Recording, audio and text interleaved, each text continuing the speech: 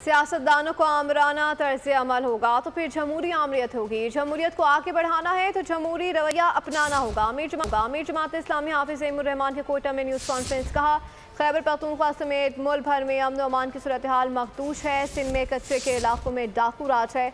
बलूचिस्तान से गैस निकलती है। पहला हक यहाँ के अवाम का है। मुल्क की मईशत चलाने वाले कमज़ोर और मुल्क को लूटने वाले बहुत ताकतवर हैं।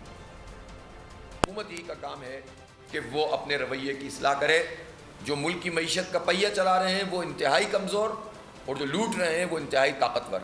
पहले सबसे ज़्यादा गैस बलूचिस्तान से निकल रही थी। जो आइन में लिखा हुआ है वो ये है कि अगर बलूचिस्तान से गैस निकलती है तो बलूचिस्तान की तरजीह को सबसे ज़्यादा होना चाहिए, चाहे सिंध हो या पंजाब हो या बलूचिस्तान हो या केपी हो। जमहूरी आज़ादियाँ होनी चाहिए। लोगों की मईशत को तबाह नहीं करना है, उनको हक मिलना चाहिए। हुकूमत के लोग इनके साथ मिले हुए हो तो आप अंदाज़ा कर सकते हैं कि लूट मार का ये निज़ाम, चंद लोगों को फ़ायदा पहुंचाने वाला निज़ाम कितना ताकतवर है और गरीब आवाम, मिडिल क्लास लोग और कारोबार करने वाले लोग और सनतें चलाने वाले लोग कितने कमज़ोर हैं। सब्सक्राइब करें और बेल दबाएं ताकि कोई खबर रह न जाए।